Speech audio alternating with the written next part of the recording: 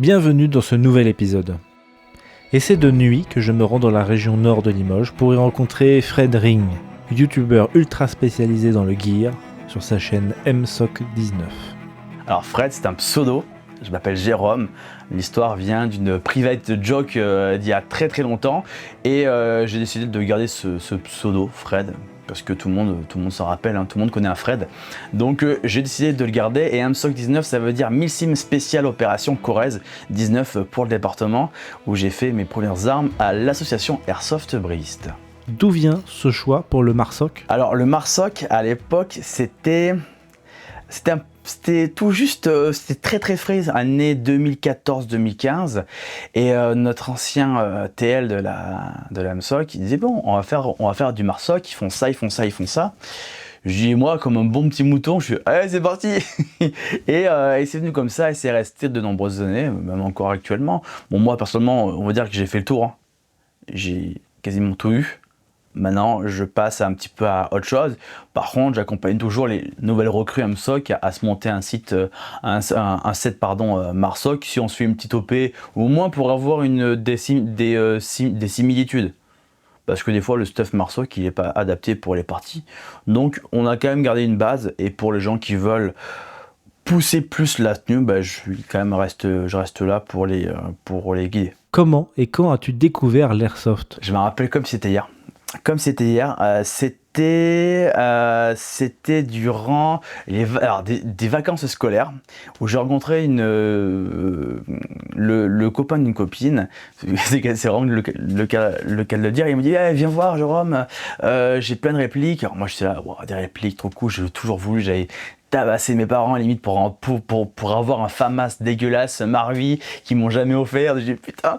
Donc là c'était l'occasion de vraiment découvrir ce que c'était vraiment les répliques et de petit à petit je me suis mis à faire des parties clandestines, mais une ou deux, tu vois, un peu sous les radars. Et puis ça a bien matché. L'ambiance, c'était souvent des 2 contre 2, tu vois.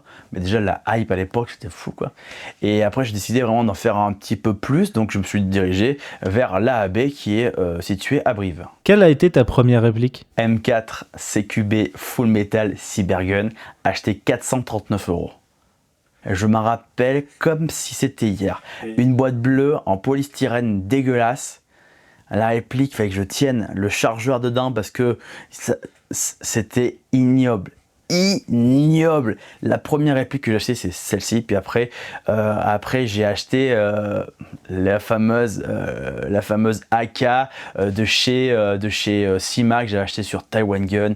Et après, il s'est découlé pas mal d'achats, on va dire spontanés, coup de tête.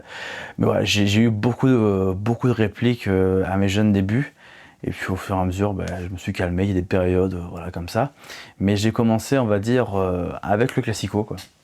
Et le gilet noir, le fameux gilet noir Miltech à 59 € et le fameux treillis F1 de l'armée et les Rangers qui vont bien avec. Voilà ma première tenue.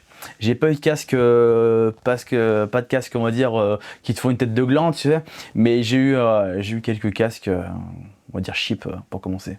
Je crois que tu te souviens très bien de ta première partie d'airsoft ? Oui, je la raconte à chaque fois. Première partie, c'était en avril, c'était il y a plus de 10 ans, hein, c'était en 2000, je devais tout juste avoir 18 ans. Première partie à la AB, le terrain était assez grand, c'était à Julian-Nazareth, c'est un super terrain. Et il se décomposait en différentes parties et on jouait sur une grande partie, voilà.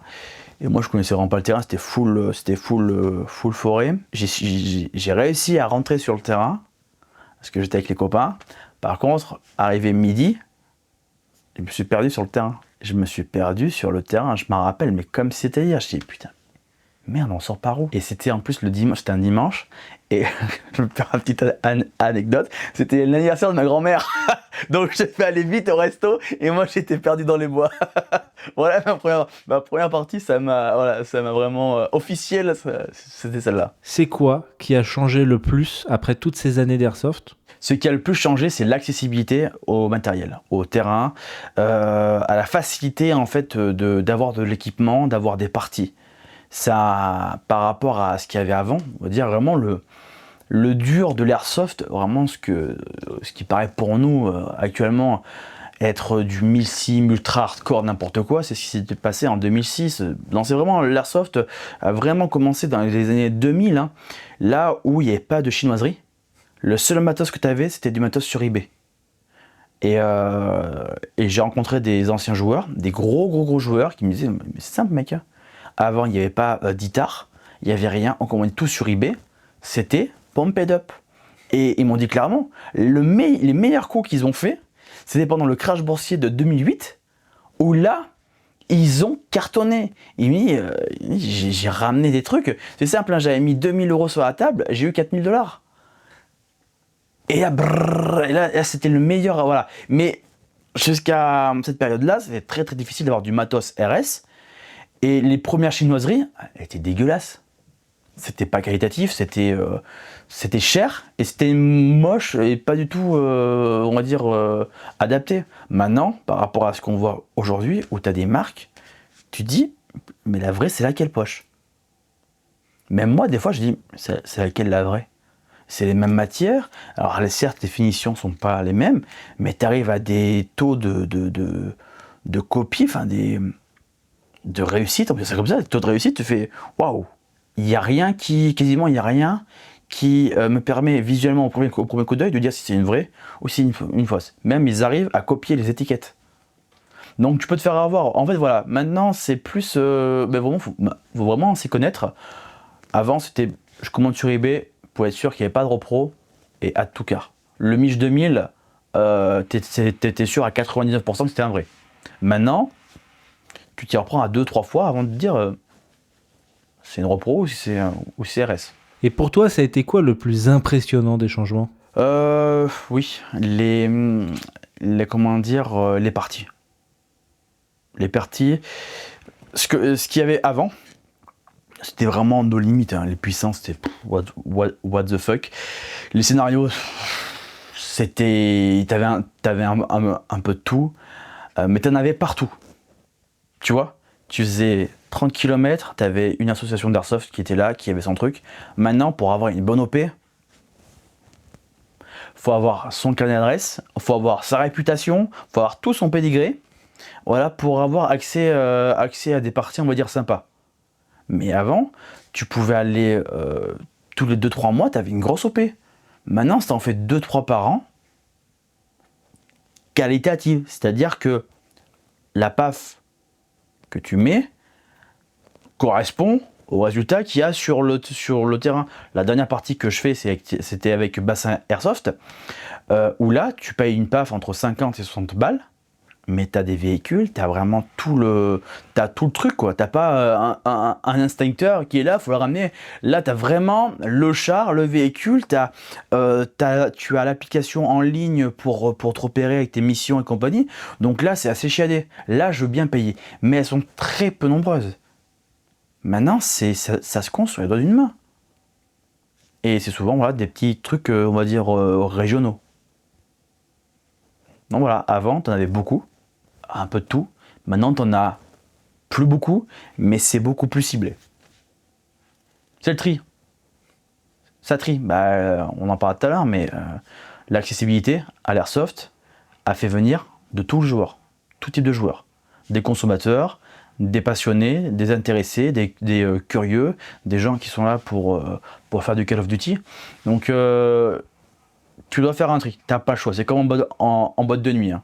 Si tu veux bien que si tu veux que ta soirée se passe bien, tu dois un peu trier le personnel, sinon tu vas te faire emmerder. Et même quand tu tries des fois, tu es embêté sur des choses qui paraissent pour toi, on va dire, qui paraissent normales, mais pour certains joueurs, ils y pensent pas. Donc ça gâche le jeu. Mais ça, on en reviendra tout à l'heure.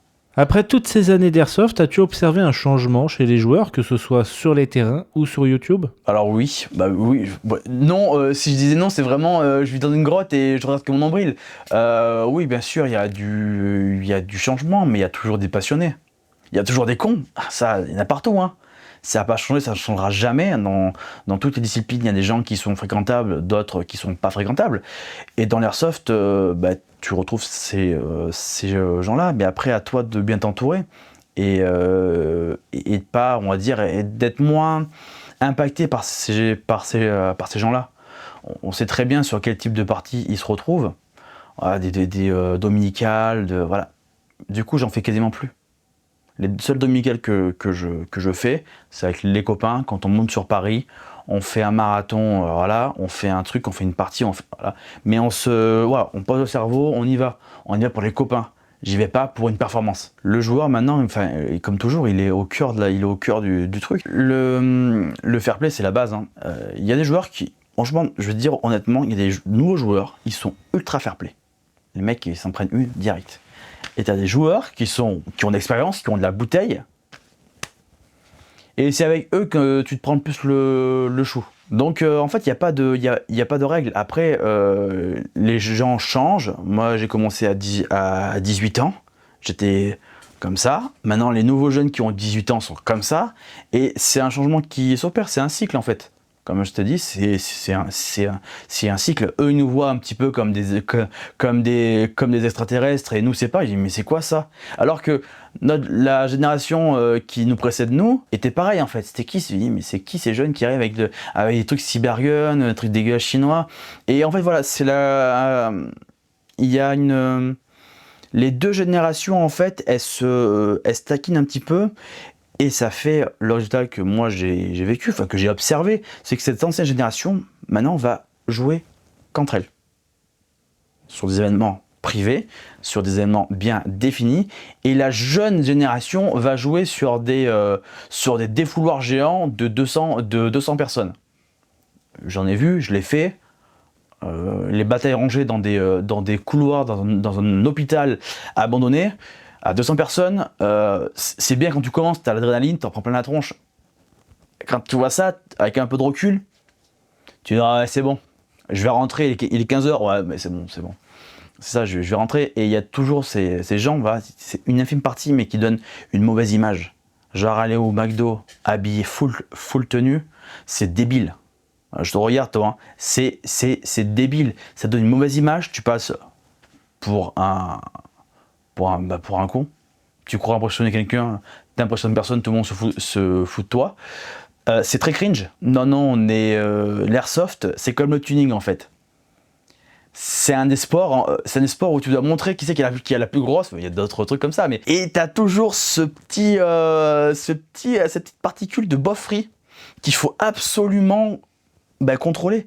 Sinon, si tu pars sur des trucs et on passe à la télé, voilà, un jeune est allé au McDo, PA holster, PA dans le holster, et tu passes pour des guignols. Toi qui essaies de donner une bonne image, t'as un mec qui arrive et boum, il te fracasse, tu vois. Et c'est ça que je trouve dommage avec ces nouvelles générations, génération de TikTok, génération comme ça. Je vais pas faire mon rabat-joie, hein, mais des fois ça met un petit peu de malaise, et tu te retrouves maintenant en tout cas personnellement avec l'équipe, on se retrouve dans des événements où on est protégé de ça. Alors bien sûr c'est perméable, on peut toujours faire entrer des gens, voilà, on n'est jamais à l'abri d'eux, mais c'est plus contrôlé. Je vais faire une dominicale à Paris, je dis Paris ou autre, parce que c'est là où on voit le plus jouer. Waouh, t'as tes oiseaux rares, tu fais là. Bon, j'y vais sans a priori, mais t'as quand même un petit peu peur. Voilà, c'est ça, c'est l'ancienne génération, je dirais que on a nos défauts, mais on va avoir une vision un peu plus, on va dire, un peu plus old school, tandis que la génération qui est là, génération TikTok, vas-y, je me filme en partie, je fais ci, je monte mes guns, et ça peut porter préjudice, tu vois. Et en fait, ça n'aide pas, parce qu'il n'y a pas de plus-value. Tu peux faire une vidéo, tu peux montrer des trucs, mais à condition de faire apprendre, de faire connaître. Tu fais une vidéo où t'es gun et tu te tires une bille dans la tronche parce que t'as ton doigt qui est sur la queue de détente et que t'as pas de lunettes, c'est nul. Donc l'airsoft, oui. L'airsoft cringe, malaisant, non. Voilà ce que j'ai à dire des nouvelles et des anciennes générations. Trouves-tu qu'il y a eu une évolution dans l'offre de l'airsoft et le gear? Et comment trouves-tu cette évolution? C'est un petit peu comme ce que je disais tout à l'heure, hein. C'est-à-dire que dans les années 2000, soit tu avais du RS, donc Real Steel, ou du RD, Real Deal, là t'avais pas le choix. Là t'avais du stuff, même si ta tenue ressemblait à rien, t'avais quand même du stuff stylé. Mais par contre, c'était vraiment les connaisseurs qui avaient accès à ça. Puis, il fallait commander des States, il fallait déjà être à l'aise. Si tu voulais pas te faire chier, tu allais au surplus d'à côté, tu prenais tenue DPM anglaise, de tenue CE, et ainsi de suite. Et t'étais tranquille. Pour les répliques, bon, bah, il n'y avait pas grand chose à l'époque. Il y a 20 ans, c'était la fameuse FAMAS Marui, et c'était point barre. Maintenant, il y a eu une période un peu trouble où tu avais un peu tout, c'était dégueulasse. Maintenant, tu es sur des trucs, comme je t'ai dit, tu regardes, tu fais putain, c'est laquelle la vraie, quoi. C'est laquelle la vraie. Tu salis un petit peu la poche, tu l'as mis un peu dans la terre, c'est les mêmes.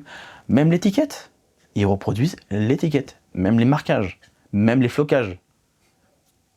Donc il faut vraiment être un connaisseur maintenant, il faut vraiment être un amateur de gear pour vraiment te rendre compte. Après, il y a des mecs honnêtes, et voilà, ils disent bon, ça c'est une repro. Il y a des mecs qui sont malhonnêtes, qui vont même jusqu'à créer le packaging d'un truc, et qui vont le mettre, et qui vont le vendre en tant que vrai. Donc on a eu une offre, on va dire, très sélective au début, une offre où l'airsoft ça marche, on fait tout et n'importe quoi, et maintenant on est sur un truc beaucoup plus qualitatif. Sur AliExpress tu trouves toutes les poches que tu veux, et en plus c'est de la bonne qualité. Donc là maintenant on vise un grand nombre, mais la qualité a up d'un cran. Avant, j'ai eu des porte-plaques multicam roses. Ah, je me rappelle encore. Emerson, j'avais acheté un sorte de Siras multicam rose. Mais qu'est-ce que j'ai acheté? Je l'ai acheté 80 balles, il était rose le truc. Avec une tête de mort dans le dos. C'était vachement cringe, je crois que j'ai la photo encore. Quelque part dans mes... À moins que j'ai supprimé, mais c'était vraiment avec le recul, c'était affreusement bof. Penses-tu que ça devient plus accessible à tous? Ah, carrément. J'ai un pote un jour qui m'a dit qu'il tenait un magasin.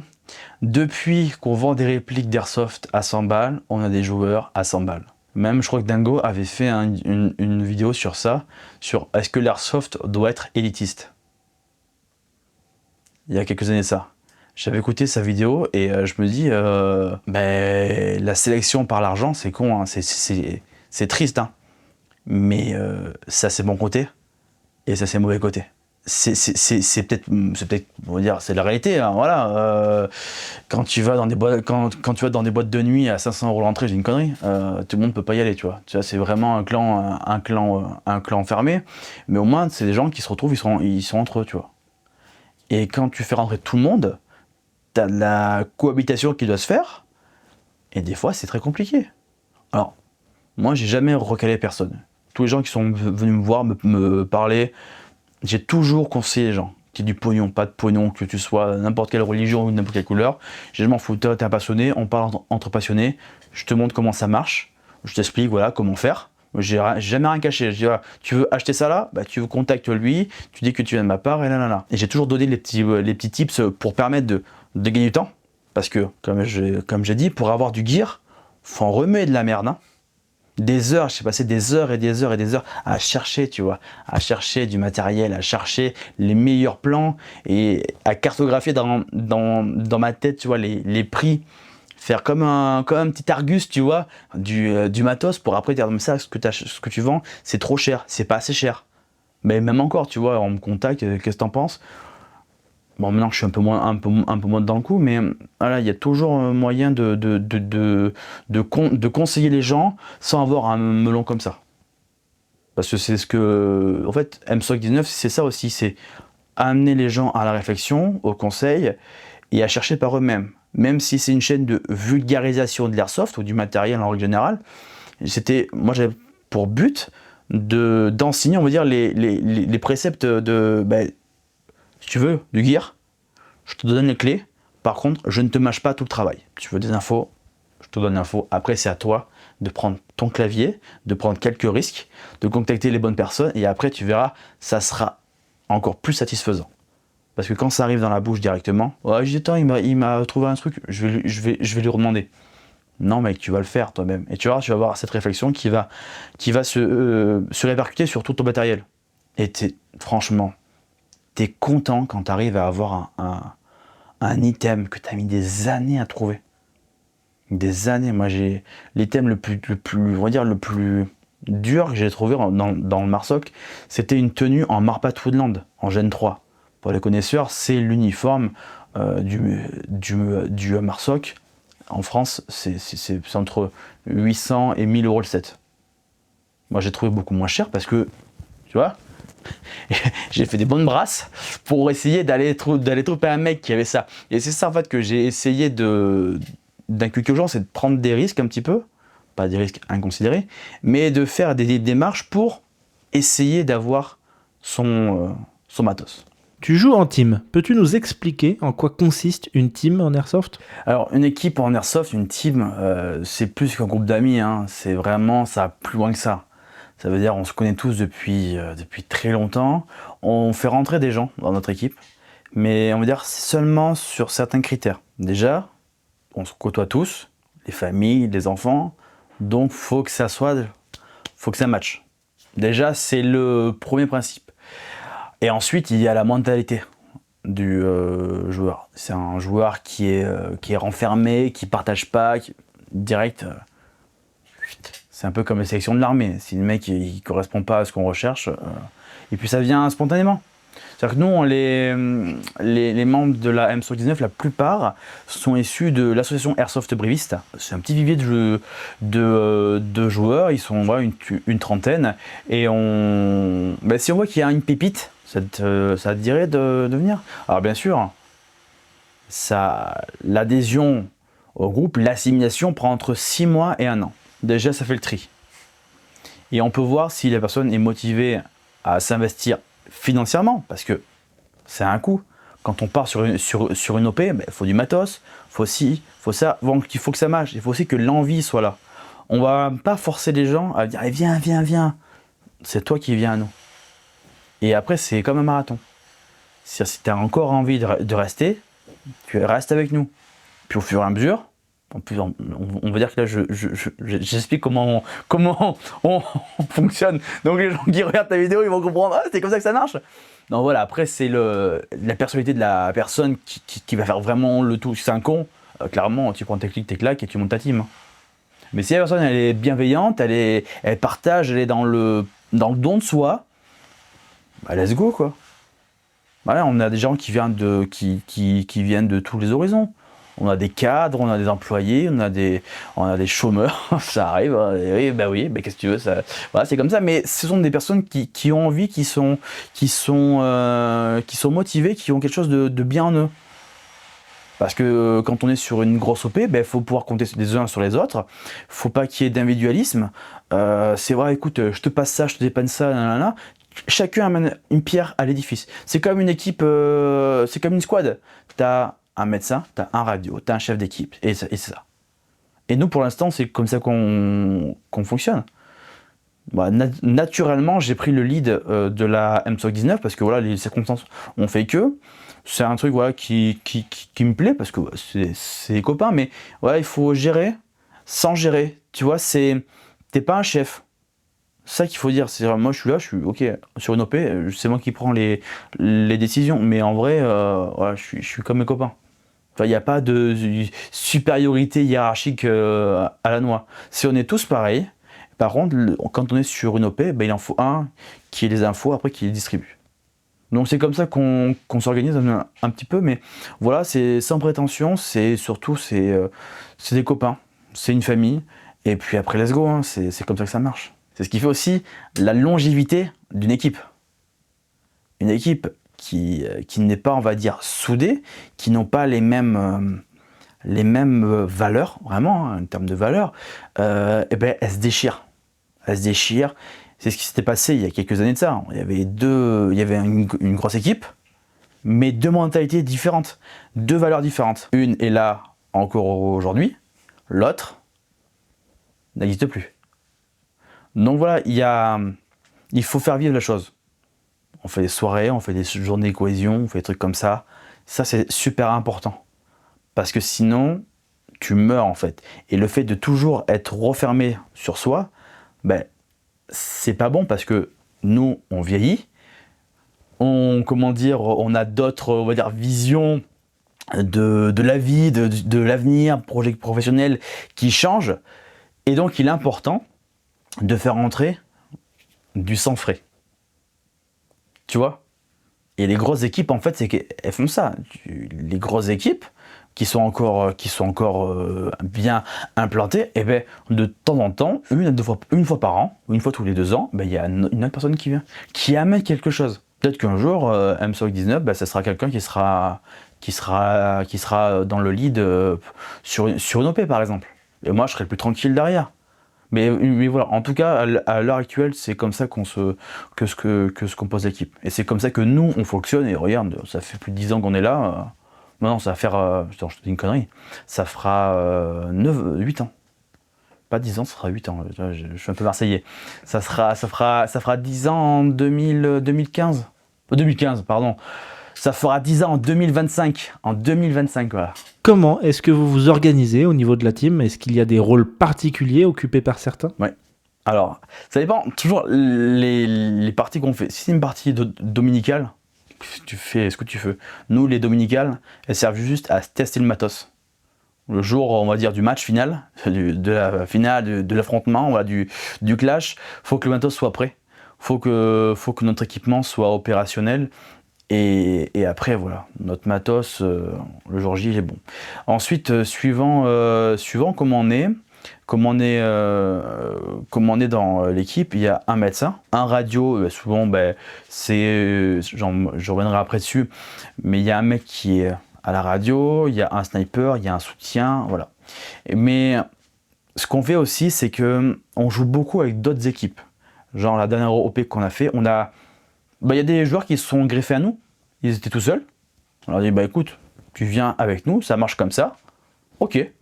Et on a une autre équipe, la SFG, qui est une team amie depuis des années et des années. Ça faisait très longtemps que je n'avais pas joué avec eux. Et eux, ils ont pris une partie de leurs effectifs, ils se sont greffés à nous, et on était 14-15. Donc moi, j'ai géré, on va dire, les 15 bonhommes, j'ai relayé les ordres et tout. Et eux, après, chacun, ils avaient... en fait, c'était comme l'armée. T'as un chef d'équipe, t'as un chef de groupe, et après, t'as ton radio, et tu... En fait, c'est militaire. Si tout le monde est chef, tu fais rien.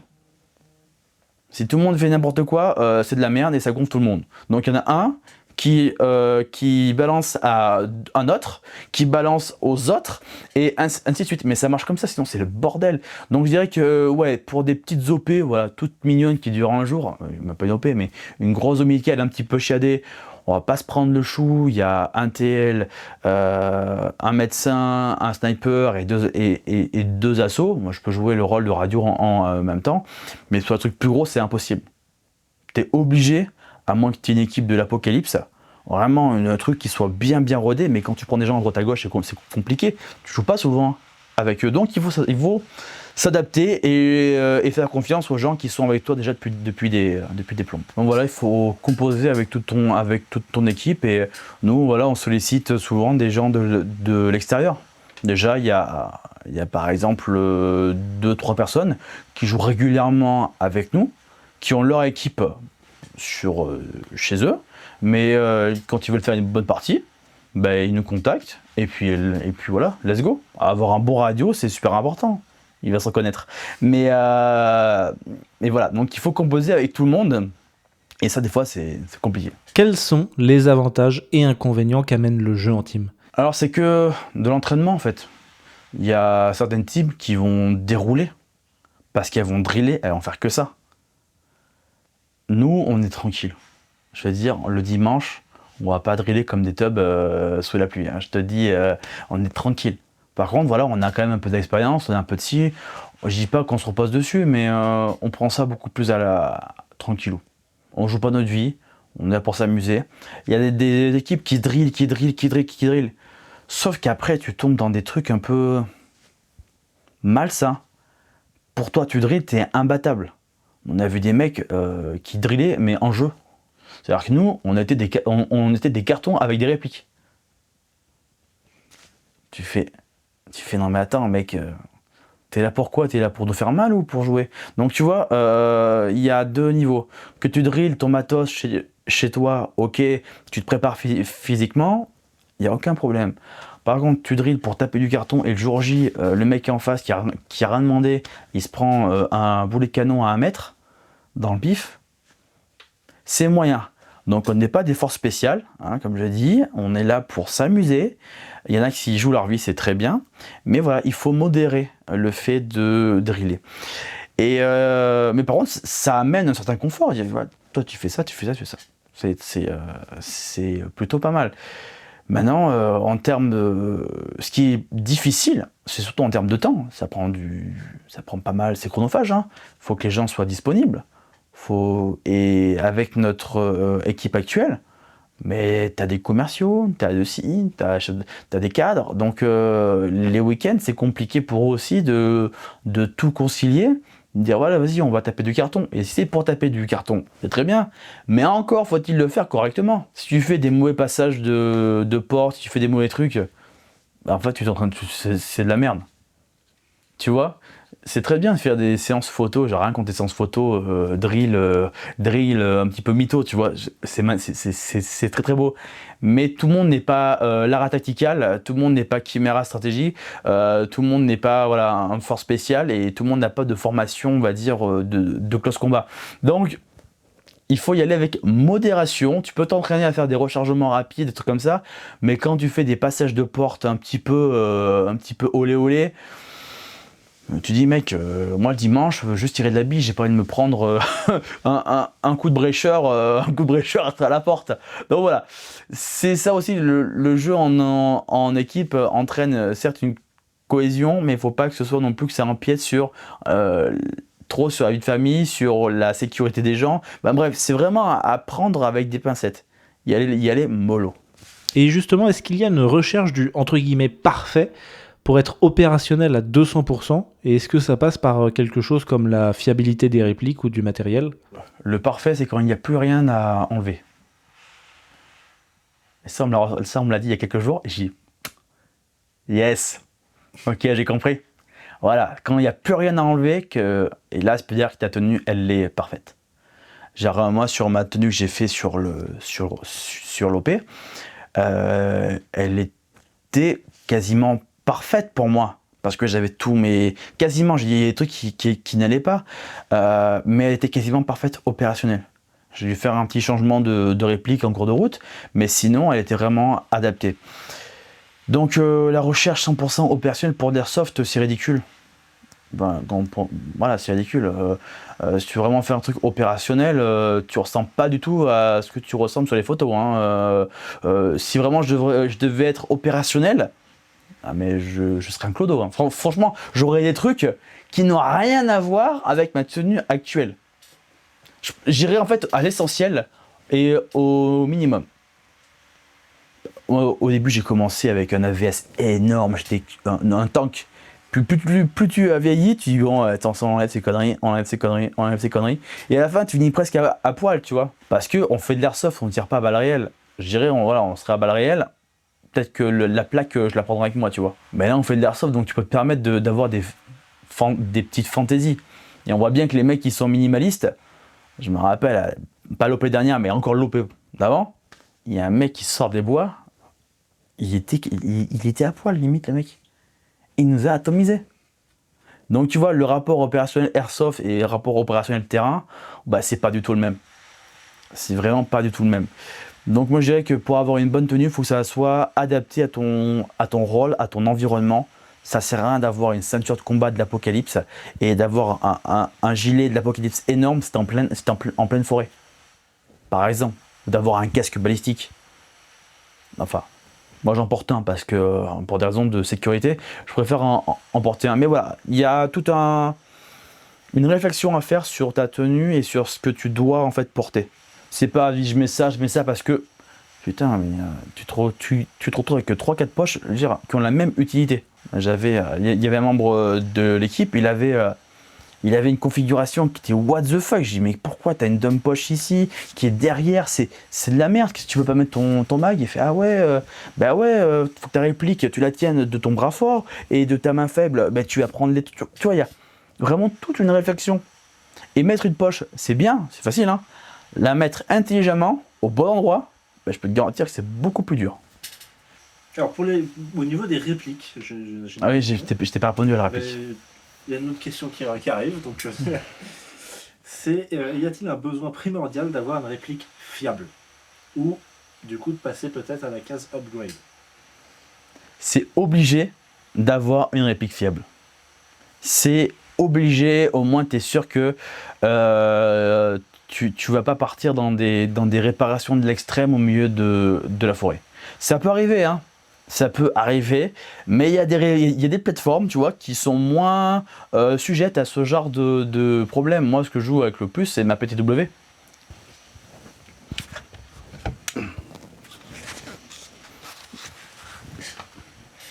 Ça, c'est ma réplique.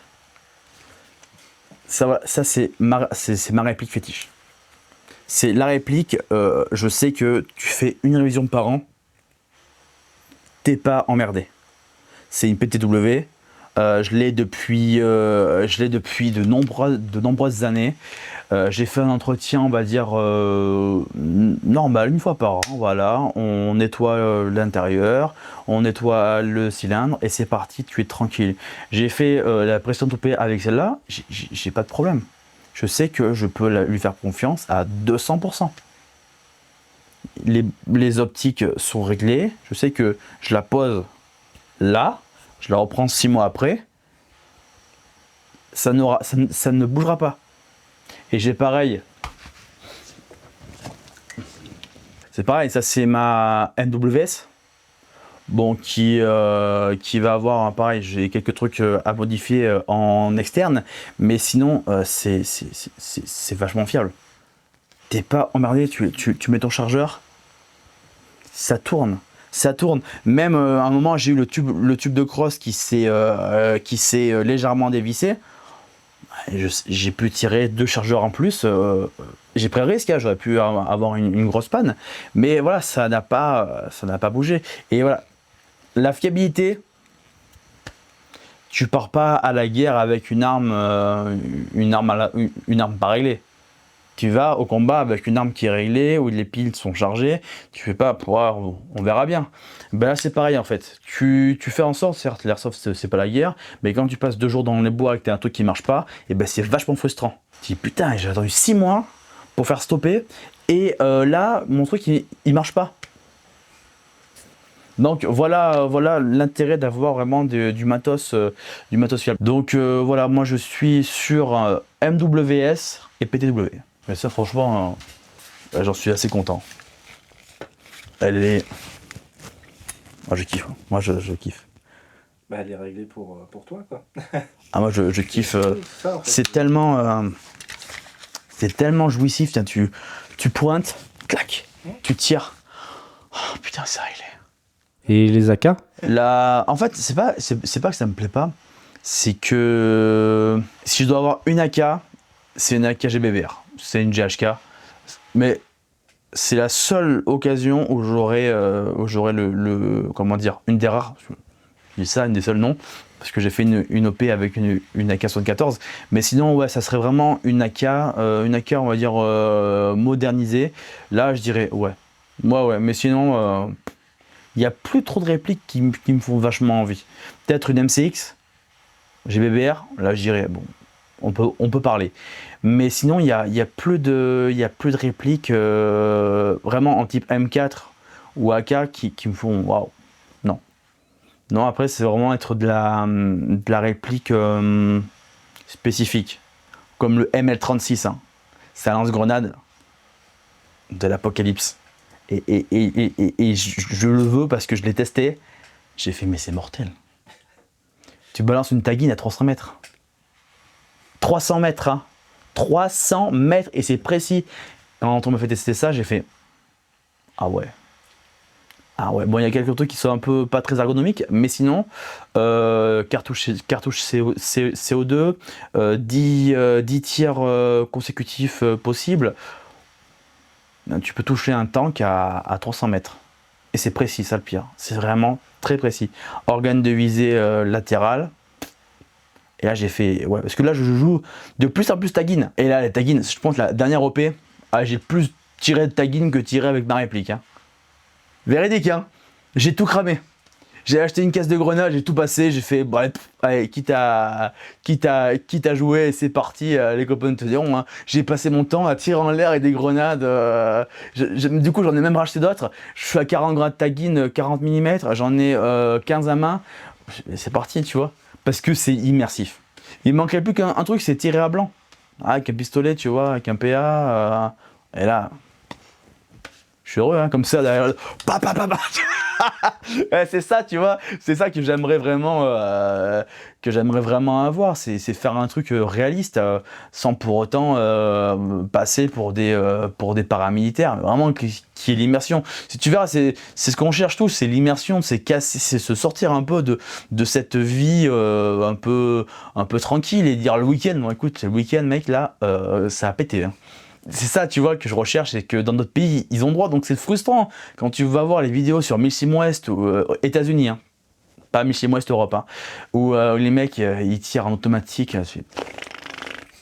Tu mettras le bon ralenti sur mon. Tu vois, et là tu dis putain, tu vas là-bas, mais tu sais pourquoi tu payes 300$. Parce que tu as une immersion de jeu qui est folle. Donc, Tu savais, je me permets de te couper, mais est-ce que tu savais que ça existe en France, des OP où ça tire à blanc? Oui, je sais. Je sais. Mais je sais où ça tire à blanc. Mais encore, voilà, faut-il y aller? Faut-il être disponible? Donc, moi, c'est vrai que je fais plus les OP bassin airsoft où il y a des véhicules, mais j'espère qu'un jour, éventuellement, ça se décoincera. Parce que c'est aussi un aspect déontologique. C'est-à-dire que tu tires à blanc sur des gens, donc il y a tout ce qui va avec. C'est-à-dire tu tires sur une personne, tu tires avec, il y a une flamme qui sort, le geste est fort. Et on est français. Faut pas non plus aller trop vite. Donc peut-être que dans 5-10 ans, on fera ça. Mais en tout cas, pour le moment, déjà, on a des véhicules, c'est déjà pas mal. Peut-être qu'on aura un hélicoptère à la prochaine OP ou dans 2... Mais voilà, c'est toujours avec peu, parce que quand je vois l'évolution qu'il y a eu, que ce soit au niveau des répliques ou des organisations, maintenant, la dernière OP, il y avait 8 véhicules. Et encore, il y a des gens qui se permettent de râler. Je fais, mon mec, 8 véhicules. Moi, j'ai commencé mes premières parties avec une R5 customisée en char. Donc, s'il te plaît, comme toi, tu vois. Donc, non, bah, c'est le fantasme, ce serait oui d'avoir des balles à blanc, mais là t'as l'argument, mais du haters de base, mais il fallait faire l'armée. C'est pas parce que t'aimes Star Wars que tu vas être obligatoirement un Jedi, ou que tu aimes les sports automobiles que tu vas être pilote. Ben moi c'est pareil, moi j'aime être avec les copains, tirer et rentrer chez moi le soir. Voilà, parce que c'est fait pour moi. L'armée non. Même si j'ai un profond respect pour ce métier-là, de militaire, mais c'est pas fait pour moi. Donc, voilà, et puis ça crée du spectacle quand même. Et les gens aiment le spectacle. Au fond d'eux, ils aiment la violence. Pourquoi est-ce que le MMA a autant de succès? Parce que c'est des mecs qui se foutent sur la gueule. Il y a du sang partout. Pour ça, je suis sûr que tu les ferais essayer. Elle monte dans un char à 2h du matin, va faire le tour d'OP, t'as les bruits de moteur, de vapeur d'essence, t'as tes copains qui te bousculent parce que t'es branlé dans tout. Non, c'est génial. Et les gens qui n'ont pas eu l'occasion de faire ça à l'armée, bah, ils sont quand même assez contents de vivre ce genre de truc qui est assez fort quand même. C'est-à-dire, t'es avec tes potes, au milieu de la forêt, t'es tout seul, mec, allez, c'est parti. Donc voilà, bref, tu vois, on dérive carrément sur la question, mais voilà, on parle de réplique, après on parle de char, tu vois, mais c'est vrai que c'est une passion, on va dire, qui m'anime depuis tout petit, et tu vois, ça m'a amené partout, donc c'est quand même faire un truc par passion, tu vois, ça peut t'amener à faire plein de choses. On sait que tu pratiques le tir sur cible, le tir sportif donc. Peux-tu nous expliquer la différence entre une arme à feu et une réplique d'airsoft ? La première chose, quand j'ai fait mes premières séances de tir, c'est que tous mes défauts d'airsofter sont apparus. Prise en main mauvaise, position mauvaise, il fallait tout refaire. Parce que on pense, ouais, vas-y, on va prendre. Tu te mets en danger, tu mets en danger les autres, et puis au final, tu vises la cible à 25 mètres, t'es à côté, t'es en bas, t'es partout sauf dans la cible. Donc, je pense que c'est mieux de faire d'abord du tir sportif, et après faire de l'airsoft. Ça coûte tout aussi cher, mais avec le recul, c'est ce que j'aurais dû faire en fait. Mais bon, j'avais pu le faire à l'époque, hein, à 18 ans, sauf que j'ai fait le choix de c'est chiant, faut monter ici. Non. Par contre, maintenant, je me dis que avoir une bonne position de tir, c'est quand même c'est mieux que de faire un truc à la one again, hein, que prendre ton flingue et faire un truc comme ça d'airsoft. Ah bah oui, c'est le Marui, t'as pas de recul, hein. Tu vois, sur un Glock 17, 19 ou n'importe quoi, tu fais ça, tu tiens moins bien ton flingue, à part être un professionnel qui a tiré des centaines de cartouches. Là ouais, tu sais comment ton flingue il va réagir, mais quand t'es un débutant, quand t'es un noob, les premières balles que j'ai tirées, je faisais pas fier, hein. Parce que ça demande une concentration, et je pense que c'est un des trucs qui m'a le plus marqué, c'est que qu'est-ce que t'as soif quand tu tires? Qu'est-ce que t'as soif après? Ah, je te jure, tu transpires pas spécialement, mais le fait de te concentrer sur la cible, ça te bouffe une énergie, et à chaque fois, je dis non mais waouh, je prenais une petite bouteille d'eau, je dis non mais c'est pas assez. Et donc maintenant j'y vais, j'ai 2 litres d'eau parce que ça te bouffe une énergie, une concentration, et c'est vraiment, ça te vide, hein. Tirer c'est bien, hein. Tout le monde peut le faire, tout le monde peut tirer 50 cartouches comme ça. Par contre tirer 50 balles dans la cible, 50 impacts dans la cible, ça demande quand même une certaine maîtrise de soi. Et voilà, le tir, ça m'a amené ça. Puis pareil, quand tu fais le tour de l'airsoft, naturellement, tu te diriges vers le tir. Ce qui freine dans le tir, c'est quoi? C'est toutes les démarches administratives, c'est le temps d'attente. Il faut 6 mois, 1 an pour avoir tes autorisations. Donc c'est très contraignant, mais une fois dès que tu y es, quoi. T'as tes armes, t'as tes... Mais voilà, c'est quand même un sport qui coûte cher, hein. Quand tu vois qu'une boîte de cartouches de 50 munitions de 5,56, donc AR-15, c'est entre 25 et 30 euros, ça dépend des clubs, hein, c'est pas monter plus loin, tu réfléchis 2 fois. Donc, ouais, le tir sportif, c'est quelque chose dont on va naturellement, et bien sûr, tu peux tirer maintenant à des moindres coûts, hein. Tu tires sur du 9 mm, ça reste toujours assez cher. Quand j'ai commencé, c'était il y a 4 ans déjà, 4 ans, la boîte de 9 mm, c'était 11 euros. Maintenant, elle est passée à 15 euros. Alors, tu fais, bon, c'était en pleine guerre d'Ukraine, tu vois, il n'y avait plus rien, les prix ont explosé, donc tu fais, ah ouais, attends, waouh. Donc, le tir sportif, c'est bien pour la maîtrise de soi, pour la gestion, voilà, du corps, de la gestuelle, des règles de sécurité. Parce qu'on peut voir en airsoft, mais combien de fois il y a eu des mecs qui manipulent leur flingue comme ça. La dernière en date, vraiment qui m'a choqué, c'était sur un terrain privé, d'une boîte qui a papillon sur rue, mais une boîte, voilà, son job c'est de créer des parties d'airsoft, voilà, c'est pas Wall Trigger, hein. Mais bref, c'était une autre structure. Et le mec, il avait une AK posée comme ça, un peu comme style, attends, moi je fais pas de sécurité. Mon pote Jordan était à côté de lui. La queue de détente se prend dans un des passants de son porte-plaque. Et je l'ai vu arriver, mais j'étais genre... Instinctivement, je me suis dit, il va passer un truc. Avant que ça arrive, tu vois, j'ai eu j'ai fait comme Spider-Man, tu vois, j'ai fait instinct, tu vois. Et là, bim, le coup il part. Et mon pote était à 1 mètre de lui. Mal placé, tu te la prends dans la bouche, tu peux faire péter une dent. Ou c'est ça en fait, c'est une réplique d'airsoft, c'est une arme. Qu'on le veuille ou non. C'est comme une arme. En plus, c'est des trucs électriques. Si tu as un court-circuit, ta batterie, ça pète dans tous les sens. Vaut mieux avoir le canon qui pointe au sol que le canon qui pointe au niveau du cou. Donc voilà, c'est ça. Ça amène un cadre, le tir, qu'après tu peux retransposer au niveau de l'airsoft. Mais une réplique d'airsoft, pour moi, reste une arme.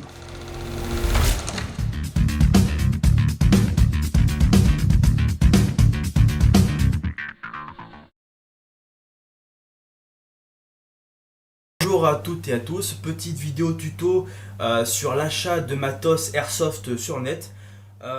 Qu'est-ce qui a fait que tu t'es lancé sur YouTube? Alors, j'ai commencé mes premières vidéos en 2014-2015 par là. J'avais une petite période, j'avais une petite période où je commençais, tout le monde faisait des petites vidéos déjà avec des GoPro, il y avait des trucs assez chiadés déjà à l'époque. Waouh, c'était l'époque où l'airsoft avait pas encore percé sur YouTube. Et il y a un mec dans l'assaut qui s'appelle Shark, je me rappelle, Olivier de son prénom, qui avait la GoPro, qui faisait des montages, et les montages vidéo qu'il faisait, c'était génial. Mélange de Counter-Strike et trucs comme ça, que t'es en pleine époque. J'ai putain, c'est génial.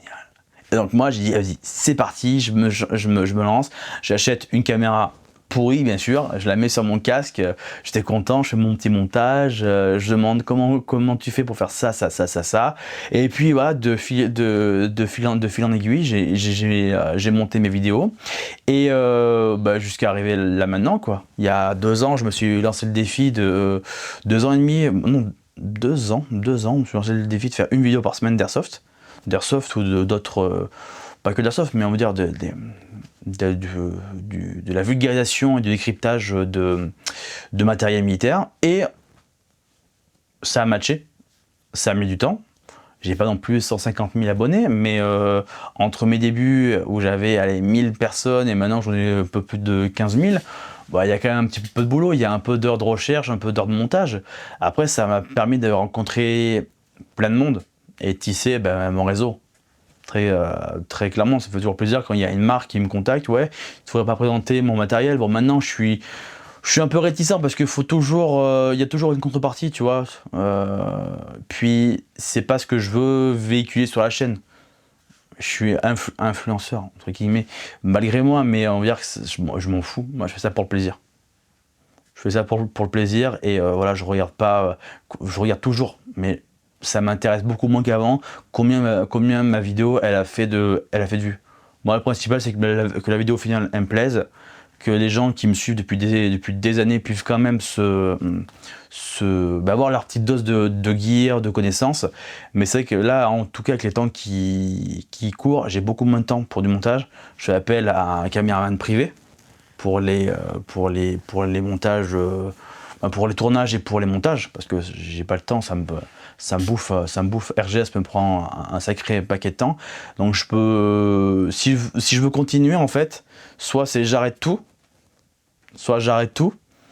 ou soit je fais appel à des privés pour m'aider dans les tournages. Et je monte comme ça personnellement une vidéo tous les 2 mois. Parce que voilà, le soir, j'ai pas spécialement le temps de me bouffer 50 gigas de rush. Là, j'ai 2 vidéos sur le feu, mais j'ai du mal à me lancer parce que j'ai plein de trucs à côté, et ça, personne ne peut le monter, tu vois. C'est moi qui dois le monter. Donc je sais qu'il y a une vidéo sur les commandos marines qui est en stand-by, tu vois, elle est écrite, mais j'ai pas encore eu le temps vraiment et la motivation de terminer cette foutue vidéo. Je sais que tout le monde l'attend, mais là je suis en train de faire plein d'autres petites choses, et il faut que je termine tout à côté pour pouvoir passer vraiment à ma partie, on va dire MSOC. La priorité, c'est plus MSOC, c'est RGS. Quelle a été ta plus grande fierté en rapport avec YouTube? Alors, ça c'est mon ego qui parle. Quand les premières personnes ont commencé à me reconnaître sur les terrains, Adrien qui est un membre de l'équipe, a vécu ça en même temps que moi. Il y a un mec qui est venu nous voir, et il m'a dit tu serais pas le mec de YouTube? Et là on s'est regardé, on a explosé de rire. Et là il s'est vide d'une cascade de blagues, mais même encore, tu vois, c'est des trucs, tu serais pas le youtubeur? C'est des trucs comme ça, tu vois, et même entre nous, et là tu vois, c'est ça qui me fait rêver, c'est-à-dire que quand même ça, ton ego il est quand même flatté, c'est drôle, mais voilà, c'est que tu marques quand même les esprits, tu vois, et franchement que les gens me reconnaissent par rapport à mon travail, et pas par rapport à une connerie que j'ai fait sur internet, ou je sais pas, j'ai tiré sur une canette, ou j'ai tiré volontairement pour casser un truc, tu vois, où j'ai fait un truc vraiment qui est constructif. J'ai pas fait une vidéo de merde, on me reconnaît par le travail que j'ai fait, et c'est ça qui me plaît, c'est ça qui est flatteur quand même. Tu t'organises comment pour réaliser tes vidéos et combien de temps cela te prend-il? En tout cas, quand tu passes pas par un privé? Ça dépend du type de vidéo, bien sûr. Les OP, les vidéos d'OP, en fait, je les monte dans ma tête avant. Clairement, il faut que je fasse comme ça, il faut un plan de ci, un plan de ça. Et après, suivant l'OP, j'essaye de m'organiser pour faire ces plans, entre guillemets, tu vois. Je dis, bon, voilà, je me fais une auto-voix off. Je dis, voilà, 10h30, mission nanana, et je coupe la GoPro, tu vois. Et ainsi de suite, comme ça, je sais où j'en suis. Là, je sais que l'OP que je vais faire sur l'opération bassin Airsoft, là, j'ai fait ça. Je me suis mis une auto-voix off. Voilà, il s'est passé ça dimanche, et je l'ai encore en tête. Hein.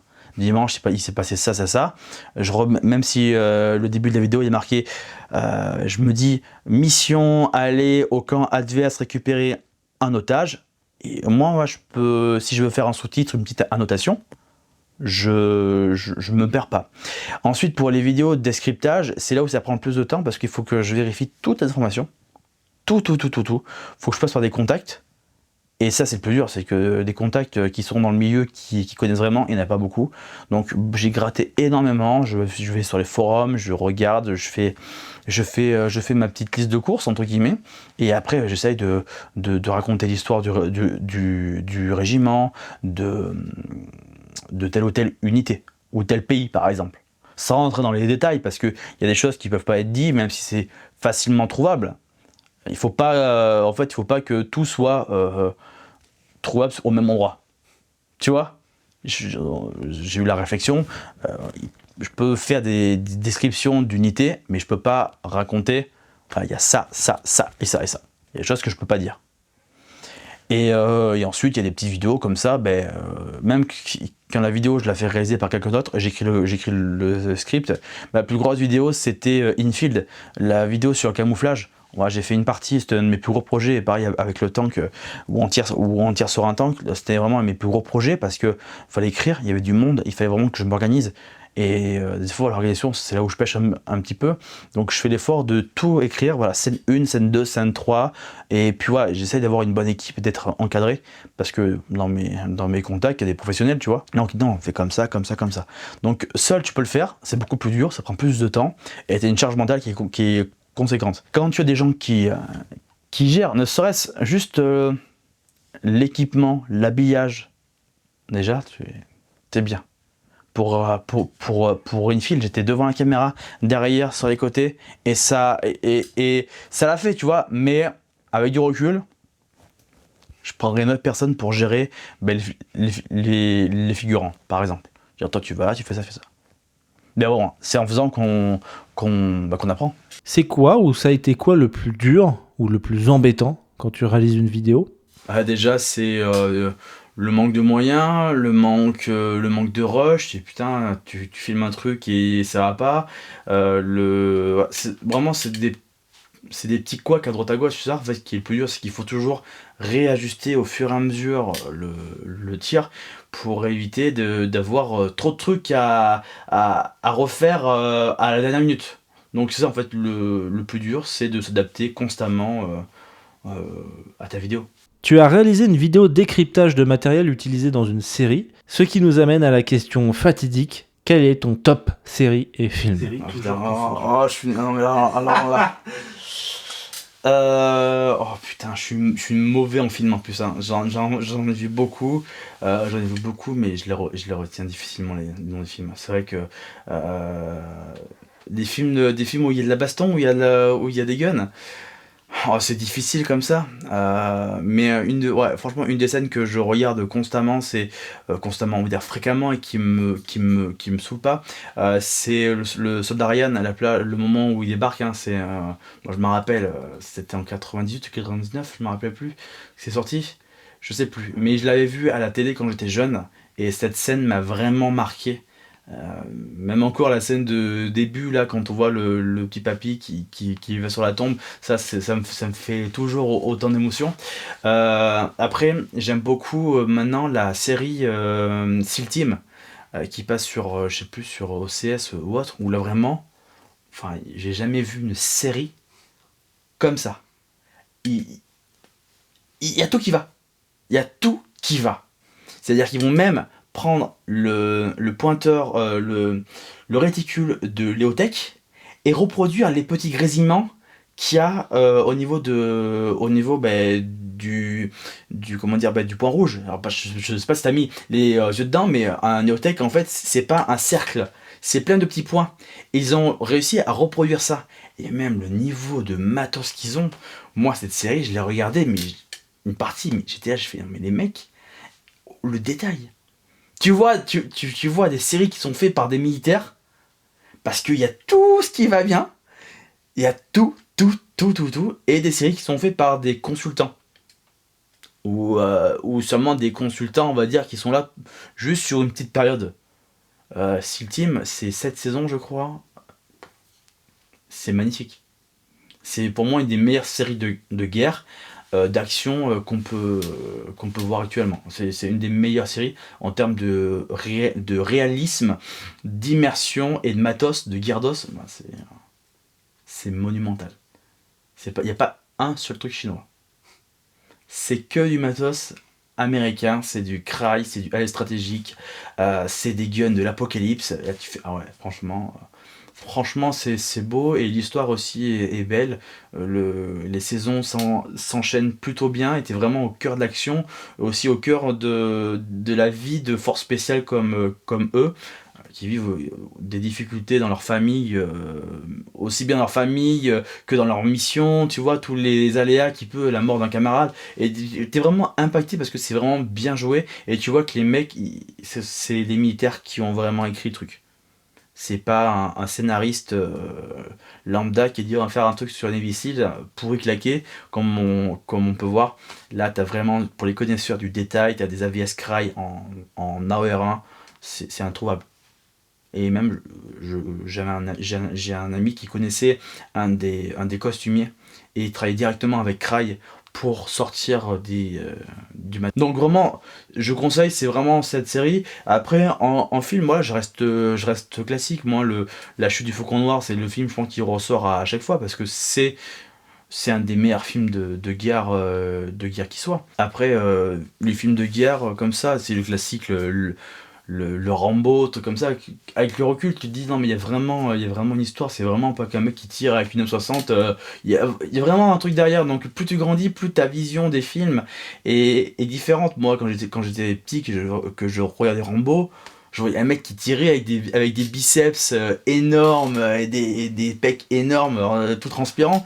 Maintenant, tu te dis, en fait, c'est un mec qui a vraiment une revanche à prendre sur l'Amérique, qui est mal dans sa peau et qui veut se venger. Moi, petit, je voyais pas ça, tu vois. Je voyais, moi, des mecs, des viettes se faire exploser.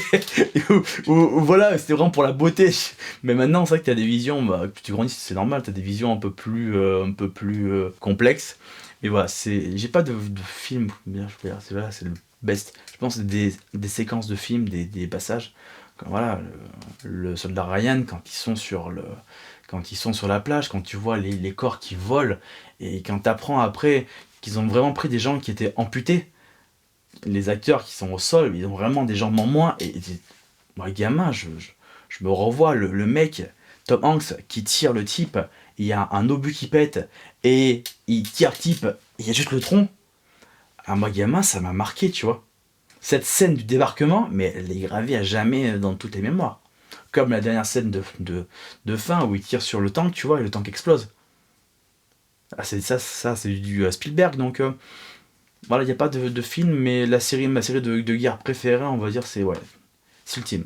Qu'aimerais-tu voir pour le futur de l'airsoft et de la communauté francophone ? Le meilleur, réponse bateau. Non, j'aimerais qu'il y ait plus d'OP, que que ce soit plus grandiose, qu'on s'en rappelle, tu vois, qu'il y ait un peu moins de gens qui ont peur en fait de faire des choses en grand.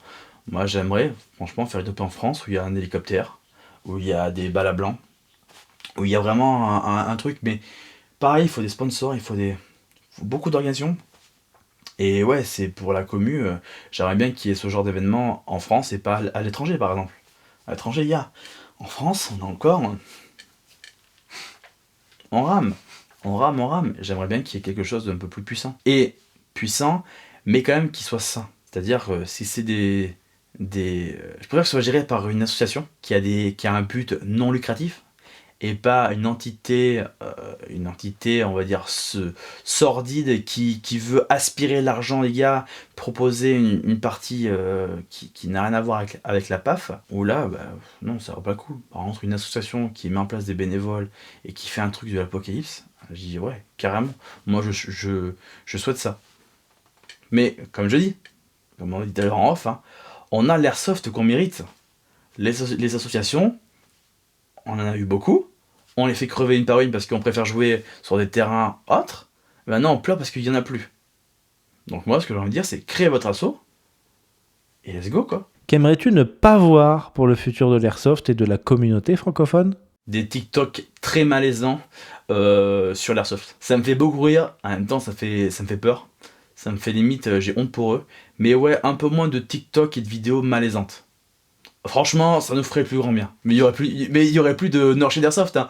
Donc, il y a quand même des gars, big up à eux, hein, qui ont vraiment une imagination débordante. Donc moi, je me régale. Hein. Je me régale de tous ces mèmes qui sortent de la tête des gens parce que j'ai pas autant d'imagination et ça me fait mourir de rire. Mais quand même, je pense que pour le bien de la communauté francophone, un peu moins de cringe et un peu plus de sérieux. Sans se prendre au sérieux. Quelle est ta définition de l'airsoft ? La définition de l'airsoft, c'est une question qui est très complexe. Oui, c'est complexe, mais c'est avant tout, c'est une réponse bateau que je vais donner, mais c'est avant tout, c'est un moment de partage et de rencontre, d'échange. C'est pas quelque chose où il faut se prendre au sérieux. Alors tu peux te prendre au sérieux à des moments, mais la plupart du temps c'est tranquille, hein. Ce sont des gens comme toi et moi. On a un métier, on est là pour se décontracter, pour se défouler. On n'est pas là pour se prendre la tête. Des fois, les mecs qui te prennent la tête, t'as l'impression qu'ils jouent leur vie, ce qui est débile. Bien sûr, ça fait chier de se faire tirer dessus et d'être out par un mec qui est caché dans un placard, mais c'est le jeu. J'ai pas de honte. J'ai eu comme beaucoup des tenues assez imposantes, assez chères, assez dures à trouver, et me faire sortir par un mec en tenue jogging basket Sima, ben c'est le jeu, mais je vais pas râler, je vais pas lui mettre un coup de tête, c'est le jeu. C'est moi qui n'ai pas été assez bon. Donc je dirais, faut pas se prendre de chou, faut rester normal, et quand t'es dans cet état d'esprit là, ben ça peut bien se passer, et ne pas hésiter à dire aux gens qui sont un peu ben non, je dirais, après c'est toujours délicat, mais calme-toi, c'est qu'un jeu. J'ai c'est ça l'airsoft, c'est un jeu, on se travestit, ni plus ni moins, qu'on le veuille ou non, c'est un cosplay avec des répliques d'airsoft. C'est la même chose, donc on n'est pas force spéciale, les forces spéciales sont pas là, voilà, on est juste des gens lambda, on s'invente une pseudo-ville dimanche, ça s'arrête là. Quelle est ta définition du milsim ? C'est un terme générique, c'est vraiment un terme générique, tout est milsim. Tu mets un treillis américain, c'est milsim. Tu mets un chargeur 30 coups, c'est milsim. Non, milsim c'est vraiment un terme qui était, ça j'en ai parlé lors d'une vidéo, qui est vraiment utilisé à tort et à travers, parce que tout le monde dit c'est milsim, mais non, c'est pas milsim. Maintenant ils appellent ça autrement. T'as un autre terme qui est arrivé, c'est roll-tac, je crois. En gros, c'est entre de l'ACP et du milsim, c'est tu mixes les deux. C'est plus que ce que je fais parce que l'ACP c'est vraiment c'est vraiment chaud. Le milsim c'est tout et rien. C'est ok, t'es un char 30 coups, t'es habillé comme ça, let's go. Il n'y a pas de règle de médecin, il n'y a pas de si. Sur bassin Airsoft, c'est l'association où je joue le plus. Pour les gros OP, c'est plus du roll-tac. Ils n'ont pas un grand terrain, mais par contre, tout le monde a un dress code, tout le monde a des chargeurs 30 coups, tout le monde a ci, tout le monde a ça. Donc c'est un juste milieu. Voilà, je parlerai plus de roll tag, je crois que c'est le bon terme. Mais Milsim, voilà, ça veut rien dire, tout le monde en met à sa sauce. Je monte une équipe Milsim. Vas-y, montre-moi. Montre-moi quelle est ton équipe Milsim. Si c'est avoir des chaleurs 30 coups avec un R15 monté full porte-avions, il n'y a rien de Milsim dessus, tu vois. Donc, voilà, c'est Milsim, c'est Military Simulation. Ça porte son nom. C'est de la simulation militaire. Donc, il faut que tu sois équipé en conséquence. Et là, c'est des vrais Milsim. Si tu me dis, ouais, j'ai fait une tenue grunt américaine, j'ai tant de chargeurs, j'ai tant de ci, j'ai tant de ça, let's go.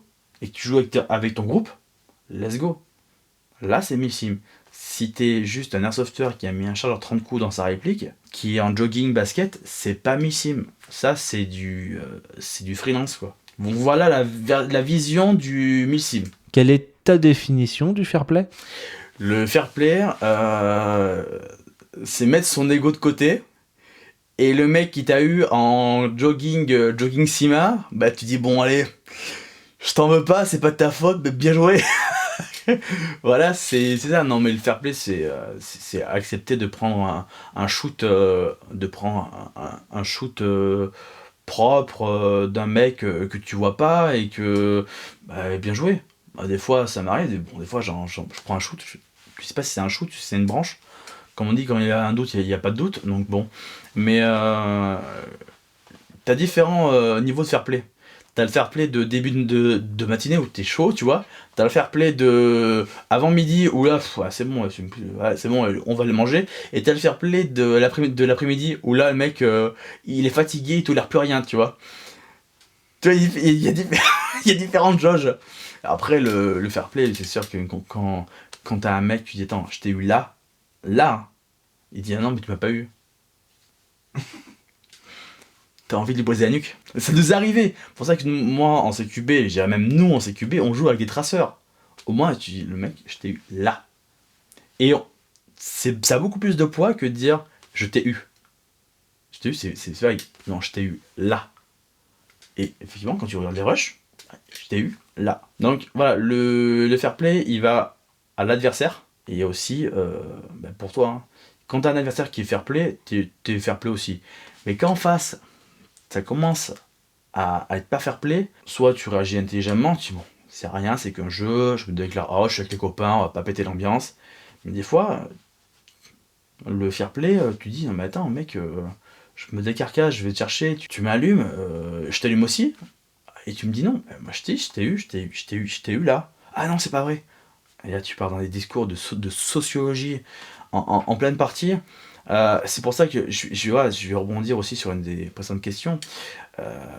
Les parties dominicales, tu fais de la sociologie. Attends, mais je t'ai eu, pardon, je t'ai fait mal. Ça pète le jeu. Quand on monte sur des parties comme ça, c'est con, hein, mais je m'arrête pas. Sinon, à chaque mec que tu croises, il va chouiner. Et ça te pète déjà ton immersion, et tu t'en sors pas en fait. Donc, écoute, tu rentres dans la pièce, tu nettoies la pièce, tu t'excuses après. Pardon, je t'ai fait mal. Mais c'est de l'airsoft, sinon, si tu veux pas avoir mal, tu te mets au ping-pong, tu vois. Mais voilà, mais ça, un petit peu, c'est l'aspect aussi, je m'éparpille, mais les gens comme ça, ils sont pas fair play parce qu'ils pètent l'ambiance. C'est un projectile qui va à moins de 2 joules, ça fait mal. Ça fait mal. Il faut que les gens l'acceptent. Et là, c'est fair play. Quand les mecs, tu les vois, ils sont comme ça, là, ils se protègent, ils te tirent après dessus, mais tu fais... Mais qu'est-ce qui se passe ? Qu'est-ce qui se passe dans ta tête de ton cerveau reptilien ? Mais qu'est-ce qui se passe ? Je t'ai eu. Et c'est ça, ces mecs dangereux là. Même ces mecs qui ont des réflexes de gens qui ont peur. Et combien de fois tu t'es pris une bille par un mec qui a fait un tir réel, un tir réflexe ? Tu en as pris une, waouh. Donc ouais, le fair play, c'est global en fait, c'est différent dans différentes situations. Tel type de fair play. Tu vois, le mec balance une grenade dans une pièce. Tu vas pas dire, je t'ai caché à 5,25 m de ta grenade, je ne suis pas touché. Enfin, mec, tu vas pas calculer la circonférence de la pièce. Tu dis, bon, une grenade, elle a pété là, allez, je sors, c'est bon. Ça, c'est du fair play. Le mec qui va chapeauter, qui va te casser les noix parce que la bille a pété, la grenade a pété à 5,25 m de toi, le mec qui va frapper, il a rien à faire ici. Donc le fair play, en fait, tu l'as à tous les niveaux. tu l'as à tout niveau. Après, voilà, c'est les joueurs qui le distribuent un peu, si je peux dire ça comme ça, comme il entend. As-tu un message à passer ou quelque chose à rajouter ? Essayez de vivre sa vie à fond, vraiment aller au bout des choses, vivre sa passion. Moi, j'ai réussi plus ou moins à vivre de ma passion, ça m'a amené là où j'en suis aujourd'hui. Voilà, c'est le conseil que j'ai à donner, c'est vraiment de... Alors, je suis pas un psychologue de bas étage ou de développement personnel, je m'en fous, je prends juste mon exemple à moi, c'est prendre des risques, pas inconsidérés, mais si on veut se sortir de ce quotidien un petit peu lambda, je pense qu'il faut prendre des risques, il faut oser, parce que qui ose gagne, et qui perd paye, comme on dit. Prendre des risques, n'ayez pas peur du regard des autres, ça c'est vraiment très compliqué, les gens vont vous regarder avec des yeux comme ça, voilà, je veux faire ça, mais ça va pas marcher ça. Ça c'est des trucs qu'on va entendre régulièrement, c'est de se faire confiance, accepter qu'on puisse faire des erreurs et faire beaucoup d'erreurs. Ça c'est un truc qu'il faut déjà se mettre en tête. Les gens qui font pas d'erreurs, c'est les gens qui sont vraiment très bons. Il y en a pas beaucoup. J'en connais, mais 1%, hein, même pas. Mais voilà, c'est ça, c'est croire en soi, avoir de la passion et ne pas avoir peur tout le temps. Voilà mon mot de la fin. Bah, merci beaucoup. Avec plaisir. Grenade. En fait, c'était des bouts de bois et après il allait au PA. Le meilleur coup que j'ai fait, c'était à PSV. J'ai enlevé mon gant. J'ai fait grenade. Je te jure, j'ai jeté mon gant. J'étais sur le mec. Le mec il s'est pris mon gant en pleine tronche comme ça. Il était tout déboussolé et je le soudais comme ça. Véridique, hein. Et j'étais mort de rire.